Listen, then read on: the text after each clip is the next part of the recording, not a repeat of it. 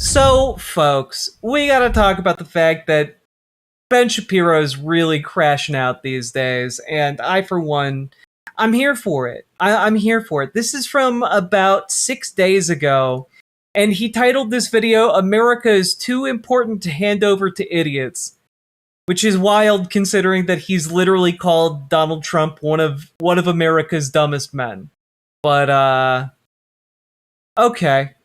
Recording from home today, my voice is basically gone, but I wanted to sign into chat because I'm getting a lot of questions today, a lot of texts, a lot of disturbed phone calls about Tucker Carlson's announcement that he wants to start a third party. And I just want to point out that there are, in fact, as we approach the 250th anniversary of the founding of our country. I want to engage with the subject matter here, but as I'm watching this, is it just me, or is his facial hair either just very unfortunately, and he just has lighter hair on the sides and darker hair in the middle, but like that is some unfortunate shading in your facial hair, Ben. There are, in fact, two forces that wish to wreck America, stern to stem, that seek to destroy it: the DSA left and the woke right, and they are coming. I gotta be honest, guys. This is I can't not see it, and it is I can't not see it. God damn it! I walked into that. Fuck. Together, I'll explain in just a moment. This is the Ben Shapiro Show. Oh my god. So here's where we are as we close in on our 250th anniversary as a country. The things that matter most to the United States, to Americans, are under assault. Core principles, things like freedom of speech and freedom of religion and private property, these things are under assault. The very idea of America being an amazing place, a place that is good and great. The idea of American peace through strength, all of these things are currently under assault. On the left, of course, the DSA, the Democrat Socialists of America, are this idea of peace through strength. Oh yeah, you mean like a bad militaristic idea that just makes every problem look like it's in need of a hammer solution?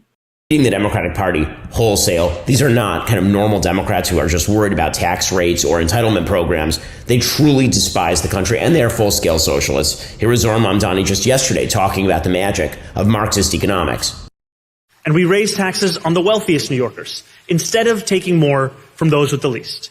Throughout this process... Yeah, that's right. By the way, Ben is losing his shit over the fact that Zohran Mamdani balanced the New York City budget.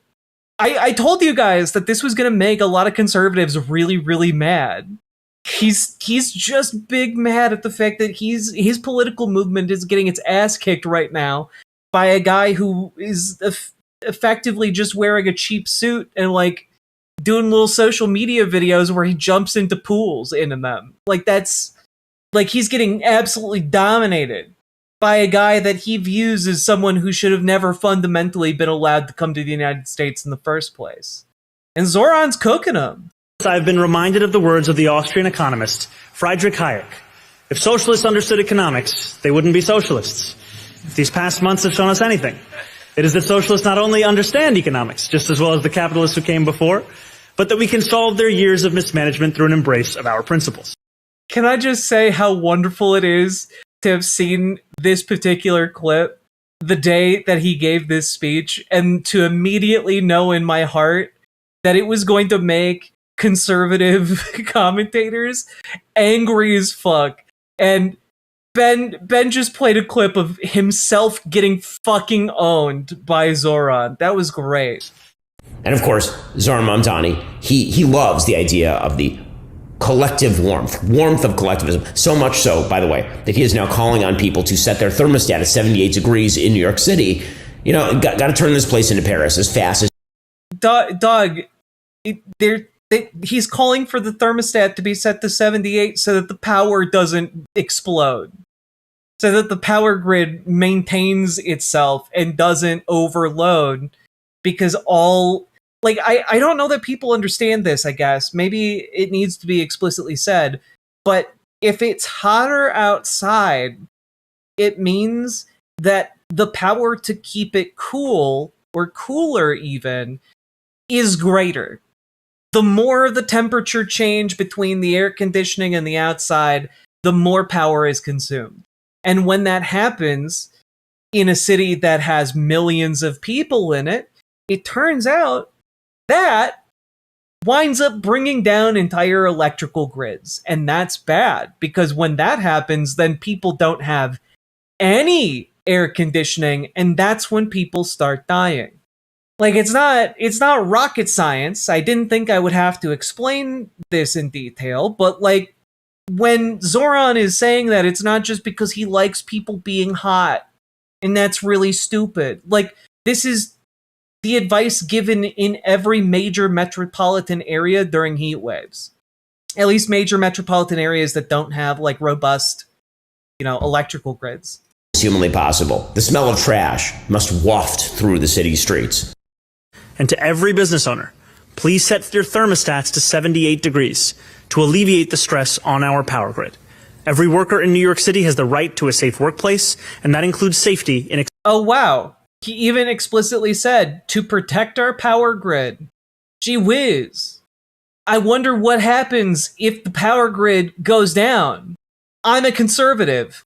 I will never ask these questions, apparently. Extreme heat.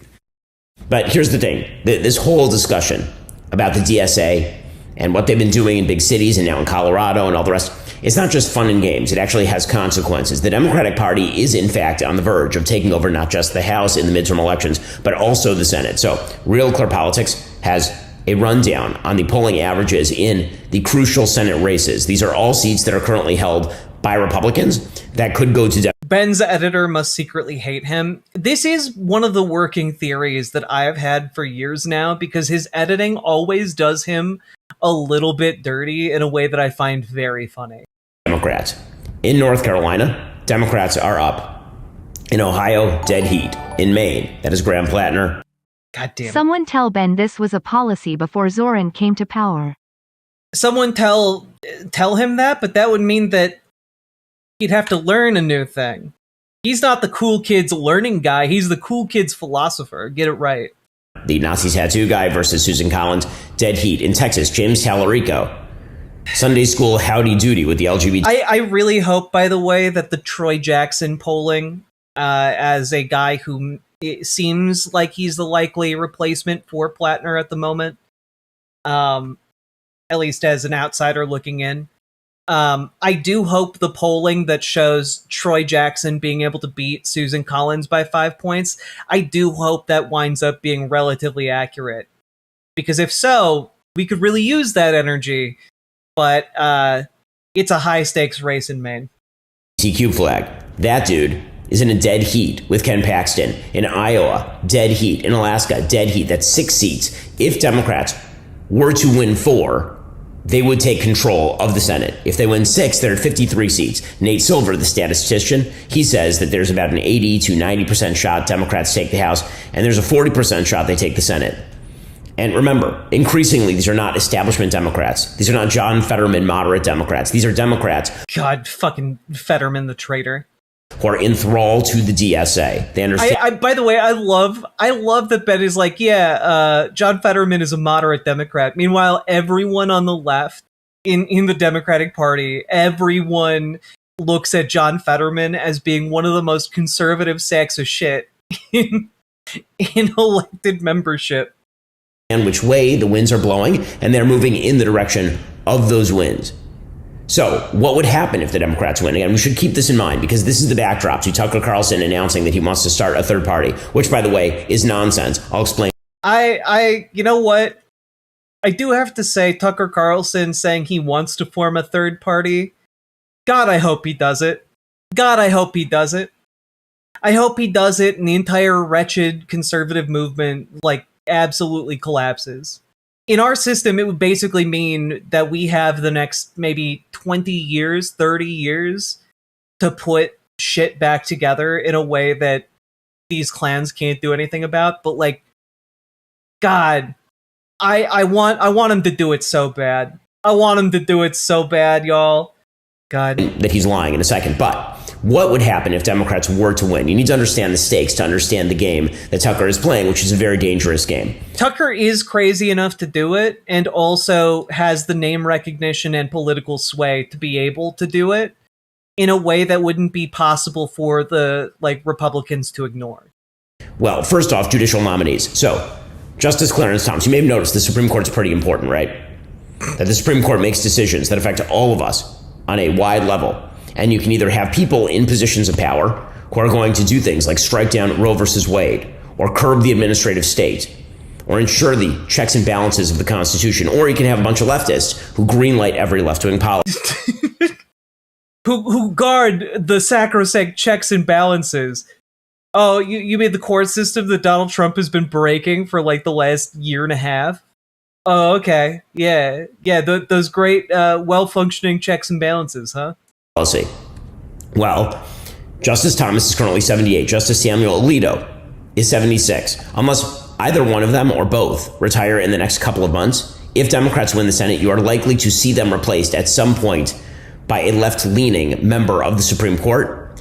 If you had two justices who shift from right to left, or from originalist to the living Constitution crew, you end up with a majority on the Supreme Court in favor of every... Bro, the originalists are fucking jokes. The Supreme Court under Trump, too, has been fabricating law whole cloth in their rulings. This argument, oh, well, maybe they'll shift away from being originalists. They're rewriting constitutional law every time they rule. It's crazy. Radical social and fiscal and foreign policy that the Democrats could ever imagine. Full-scale disaster area. So yes, the Senate matters an awful lot. Democrats, of course, they're going to start stacking up the district courts as well. They're going to start moving those district courts in the direction of... Didn't the founding fathers straight up say the Constitution was supposed to be a living, ever-changing document? Yes, they did. But, then there were a bunch of other people who said, but what if we want to keep it just the way it is, where women and non-white people can't vote? And only the white people who own land can vote. And thus originalism was born. Left-wing social policy. If they were to gain control of the Senate, they would move to impeach President Trump. There's an outside shot. They could even get a conviction in a Senate split between a Democratic majority and maybe some rogue Democratic senators. They, of course, will stymie any effort to refund our military, to restock THAADs, Patriot missiles, to build the new kind of military we need to actually challenge our enemies in the world. And again, there is, as I say, the possibility that President Trump gets impeached in the House and then even convicted in the Senate. That's all what... Oh, no! Wait a minute. You mean to say that if enough Democrats participate in the midterms and we are able to take back both the House and the Senate, we might be able to impeach and remove and convict Donald Trump? Oh no! Wait, we might be able to fix the Supreme Court? Oh no! Oh no! He's saying all of this like they have scare quotes around them, but these are all... Wait. These all sound like good things. You're gonna be taken to a horrible prison. Wait, no, sorry. I bet you really are wondering how you wound up here, huh? Yeah. Well, you did a crime, mister. You did a crime, Mr. Man. That's right, they're gonna take you to the hardest slammer in town. And they're gonna wine and dine you, okay? You're gonna have access to the richest meats, to the most wonderful chefs. You're gonna meet people who are gonna expand your world. You're gonna go in every day and learn a new crafting skill. By the time you're done in there, you will have gained 60 pounds on the richness of the food alone. And not only that, you will be leaving with more handicraft skills than your own goddamn grandma. All right? Your voice isn't tinny enough like Ben's. It's true. And that'd be really terrible, wouldn't it? You wouldn't even be able to function after you got out of prison after that, committing this crime that you must surely regret now. It's like, nah, dog. We're good. We got this golden goose, and we all know that goose equals 73. happens if the Democrats win the Senate. So there's like very, very serious stuff. And that sets it up for 2028. Because if Democrats control the Senate in 26 and the House in 26, then they are one step away from having trifecta in 28. Now, listen, Republicans have an uphill battle in 26. We all know this. It's an off-year election. This is normal. What's exacerbating that, other than the obvious fact of the president's unpopularity, but what's truly exacerbating that is a group of people purportedly on the right who are openly saying they want the Republicans to lose. Tucker Carlson is doing this. This is Tucker's entire game. And Tucker Carlson wants the Republicans to lose because what he wants is a party that takes the place of the Republican Party. God, I can't stop seeing the facial hair. Like, you have to look in the mirror and see that, man. How do you think like it? Oh no, this is fine. No one will notice this on my show, watched by millions of people. I can't, dog. Mirrors all the presumptions of the woke left, except for trans, basically. Tucker Carlson truly dislikes the country. There's no way to consistently watch his show and believe otherwise. He literally had on an arms dealer from Russia named Victor Bout the other day to talk about the evils of America. Tucker Carlson thinks that America is a tool of evil, capitalist, globalist, and all that kind of stuff. Of course, many of them are Jewish. It's just a coincidence when he says that kind of stuff, when he pushes this crap, when he has on every end. And see, this is the thing, right? Like, Ben Shapiro for a really long time got really comfortable alongside people like Tucker Carlson. And ultimately, what I've been telling you guys for years is finally coming to pass, which is that suddenly you're getting this schism between effectively the Christian nationalist anti-Semites who hate Jewish people and are using Israel as like a proxy for talking about Jewish people and recruiting people, right? White nationalists do this a lot. They've been doing it for like the last 70 years, right? And when like this schism started happening, Ben Shapiro thought he was going to be on the winning side of it, and he's increasingly looking like he's on the losing side of it. The Daily Wire's finances are not doing okay, folks. They're not doing okay whatsoever. Yeah, it turns out that the funding model of Go Woke, Go Broke was actually just projection on their part. Anti-Semite he can on his show. It's all a coincidence. It's just strange that it works out that way, but his view is that America is a tool of evil capitalist globalists who want to cram down their version of America on the poor common man. And here is a rando to talk about the evils of the Old Testament in order to show you. Tucker does not actually like any of the things that classically have made America awesome. So Tucker Carlson, for example, does not like free markets. You'll recall him praising feudalism over free markets. Feudalism. Feudalism is so much better than what we have now because at least in feudalism, the leader is vested in... God, Tucker Carlson. As a Jewish guy, the first to not want to hear Ben whine about anti-Semitism. He has spent years playing defense for these people and making us less safe. Oh, 100%. 100%. Can I just say that it is very funny to listen to Tucker Carlson defending feudalism. He's out there still fighting the good fight again on behalf of the czarists in Russia. He's still here holding it down over 110 years later. The prosperity of the people he rules. Right. You know, if all your serfs die, you starve. There is not an enemy of America that he does not adore. He was praising Nicolas Maduro before the Trump administration ousted Maduro. Nicolas Maduro and his government are very left-wing on economics. Not on social policy, by the way, which is kind of interesting. In Venezuela, gay marriage is banned, abortion is banned, sex changes for transgenderism are banned. It's one of the very few countries in the entire hemisphere with those policies. It is on social policy, not defending the regime, just saying, one of the most conservative countries in North or South or Central America. Only El Salvador really comes close. Aha! No, no, no. Leopards would never eat my face. Indeed, anime sidekick gal. No leopards would ever eat our faces. He has praised pretty much every jihadi group he can imagine, or pretended they don't exist. Hamas, it turns out, is a political group, actually. He doesn't I mean, it definitionally is. Yeah, yes. know much about these places.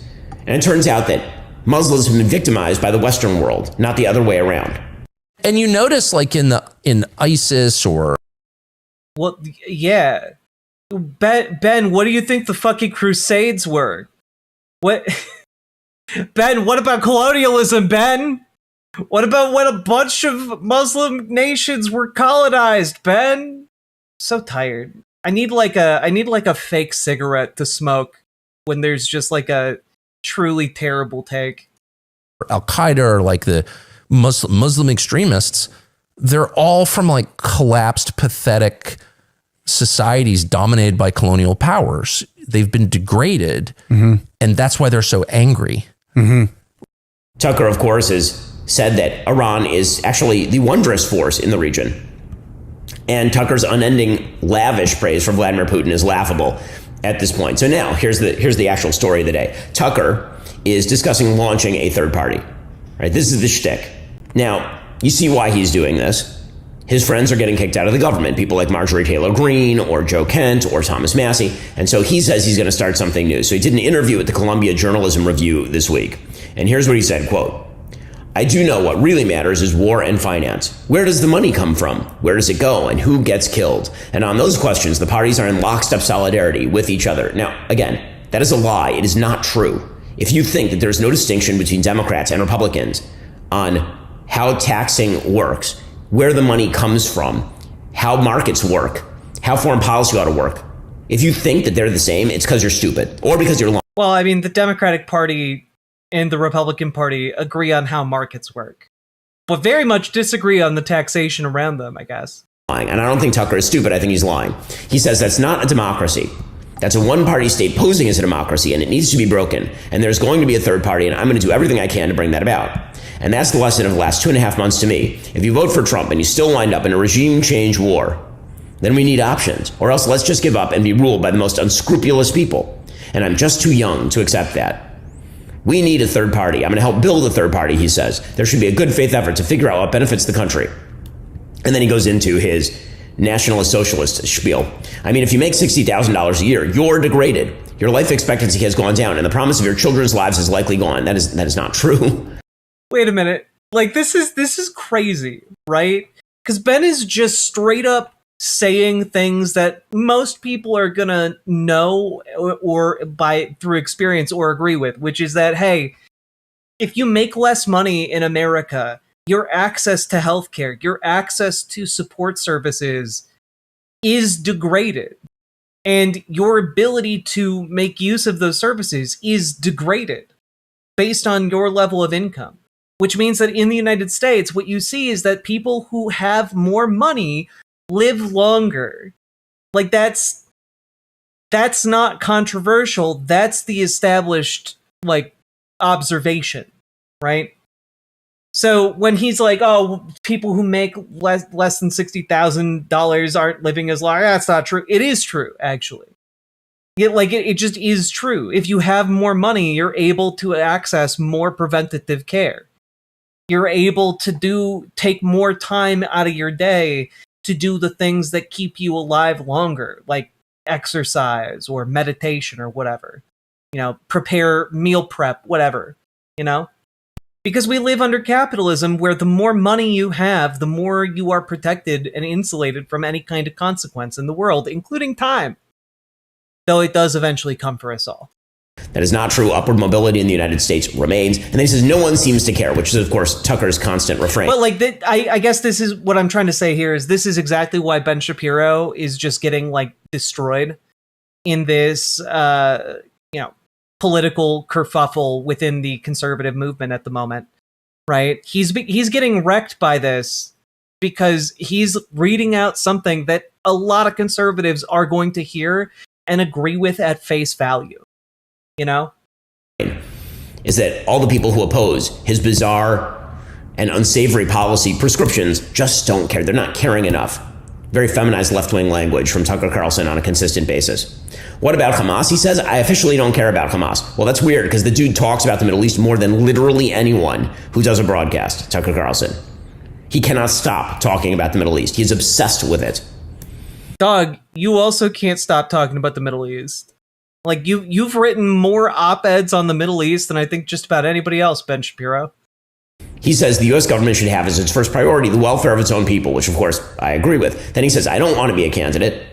And then he says, I was tempted to say to the New York Times, I'm running on a pro-patriarchy ticket just to make sure I gain no new fans. This is always Tucker's shtick. He says a bunch of left-wing stuff, and then he throws out sort of a right-wing, red meat, red herring, and then he goes on his merry way. By the way, in this interview, he says that he would deport Seb Gorka, a foreign policy advisor to the president, but that he would not deport Mahmoud Khalil, the Hamas supporter. So that's who Tucker Carlson is. So here's the thing. Tucker has no intention of starting a third party.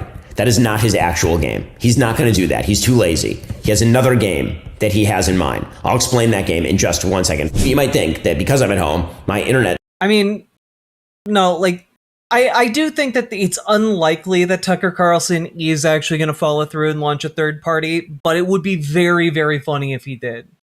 So to take the most obvious comp here, the Reform Party, right? The Reform Party started off as an afterthought by Ross Perot. So Ross Perot ran as an independent candidate in 1992, and he was focused largely on the evils of NAFTA and the idea that global economics was bad and all the rest of this. And then he withdrew in July, and then he jumped back in October, and he ended up with 19% of the popular vote, which was the highest percentage for a third party since Teddy Roosevelt's Bull Moose Party in 19... Calling Tucker Carlson left-wing anything is wild. Well, that's the thing. That's how, like, conservatives fight each other. They each accuse one another of being on the left. 1912. Well, in 95, he launched the actual Reform Party, and this was a giant dud. It was an attempt to build out an actual party infrastructure. Now, this is very hard. The United States is built for a two-party system because to build a national infrastructure is extremely costly. It is very difficult. Perot ended up winning about 8% of the national popular vote in 1996. And then you saw kind of sporadic reform candidates who would occasionally win. So in 1998, Jesse Ventura, the wrestler, was elected governor of Minnesota on the reform ticket. But by 2000, there was... He legalized fireworks here, so that was pretty cool, I guess. A lot more people are missing their fingers now, though, unfortunately. But, you know, legal fireworks, pretty cool for some people. There was a big split in the Reform Party, and Pat Buchanan was the nominee. He had left the Republican Party in ire after running and losing in the primaries in 1992. Jesse Ventura then left the party, denouncing it as dysfunctional. And by the time Buchanan ran in 2000, he won 0.5% of the popular vote. And many of the Reform Party voters basically merged back into the GOP. So here's the thing. I hope Tucker launches a third party. Why? Because it'll get crushed. Third parties get crushed. I would love to see a clean referendum on Tucker's perverse views. But he's not going to do that. That's not actually the game. Here's the game.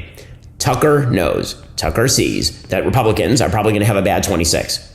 What he wants is to say that the reason that Republicans had a bad 26 is because they alienated key people like him. And thus... Yeah, I mean... Again, this seems really surface level. Like these were the best attacks you had on him, Ben. Like, yeah, your side, you purport that your side speaks for the silent majority. Tucker Carlson is claiming his side speaks for the silent majority. And like, neither of you will ever be able to really back that up. But again, just this is very political slap fight bullshit. If you wish to win in 28, you need to shift the entire policy making direction of the party back in Tucker Carlson's direction. Tucker is not launching the Reform Party. Tucker is launching the DSA or the TSA, the Tucker Socialists of America. I thought he was going to make an anti-trans joke. I felt it in my bones, and now now I don't know what to do with it. I've been blue-boned. His goal is for Republicans to lose in 2026. He wants... he's not hiding the ball here. He has said he's not voting Republican. He wants Republicans to lose. He is here to demoralize conservatives prior to 2026. That is the goal. The worst Republicans do... You know what the world needs? Heated rivalry politics, starring Ben and Tucker. In a world where two boys just wanted to get big in politics, their alliance was seen as far-fetched.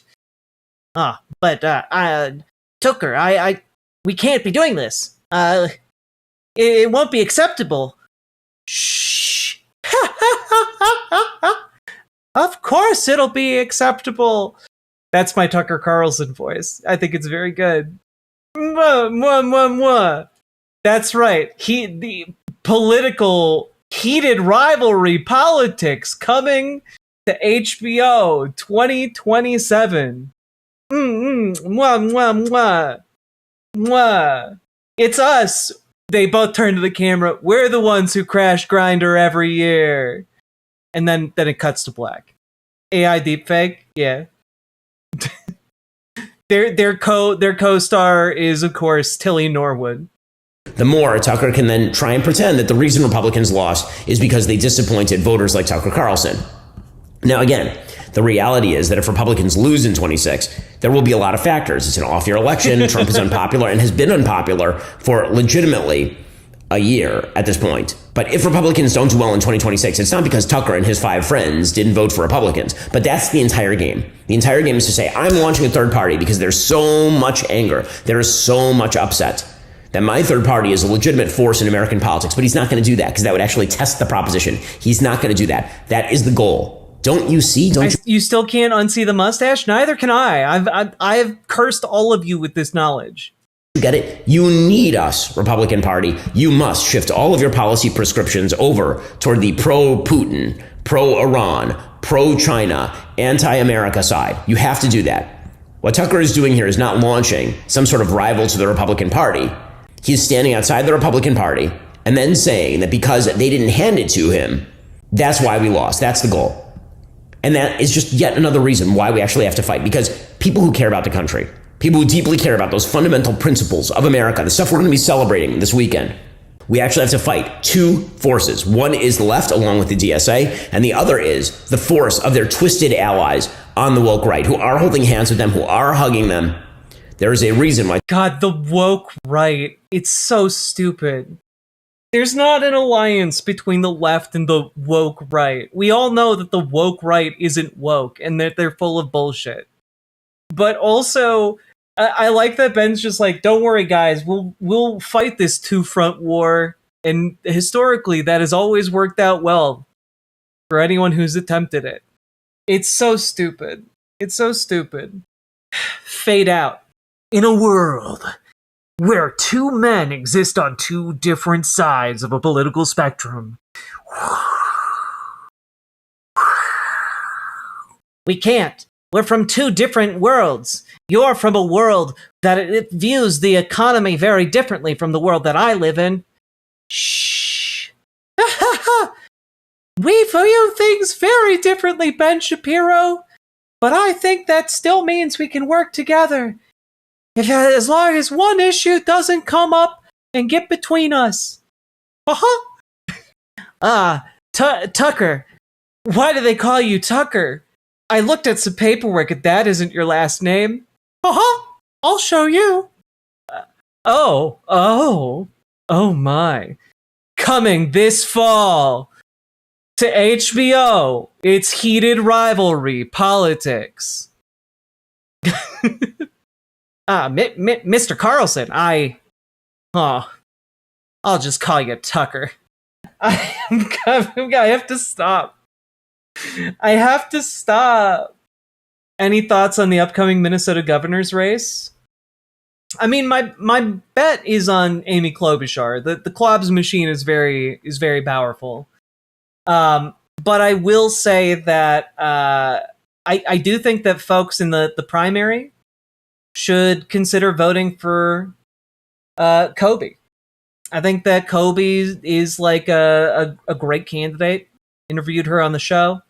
Kobe Lane's campaign has been like doing really good outreach to the tribes and to a lot of folks that get overlooked typically in these particular Democratic primaries. So I would recommend checking out check out Kobe Lane's campaign.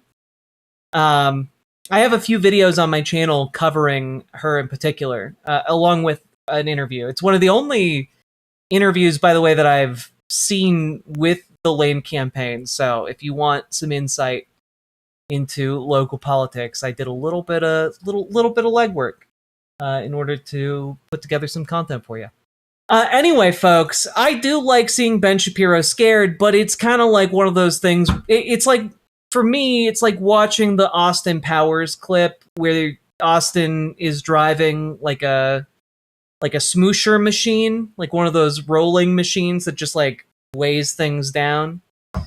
He's driving it at a guy who's like screaming, and Austin is screaming, and then they're like shown to be like only a few feet away from each other, but it only moves at like 1 centimeter per hour.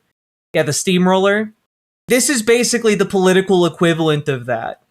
This is basically the political equivalent of it. Like, we all been watching this steamroller coming towards Ben Shapiro for years. And it's just interesting seeing exactly how this is all playing out. When will he get crushed? Well, you know, there is some rumors that the Daily Wire is going bankrupt.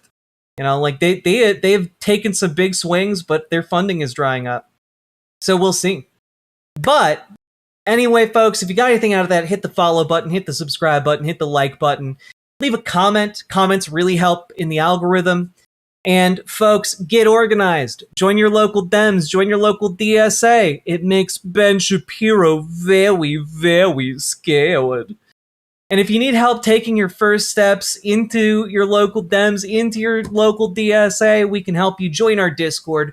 Reach out to Dragonfly for help with your local Dems. Reach out to GamerG for help with your local DSA. And folks, last but not least, check out ImogeneOlivia.com. Gender euphoric lingerie designed from the ground up for trans femmes. Tested with cis men, cis women, non-binary folks. It is comfortable, sexy lingerie that's non-tucking. Go check it out, ImogeneOlivia.com. We just restocked everything. All the sizes are in, and also we go up to a 48 band size. So if you're looking for something like that, we got it. Also, link is down in the doobly-doo. Let's keep on going. Riverboat deck is coming to town. All the viewers gather round. Twitch and YouTube and swishy streams. All that content is bursting the scenes. Politics, gaming, and plenty more. Your sense of fashion you'll adore. So grab your stuff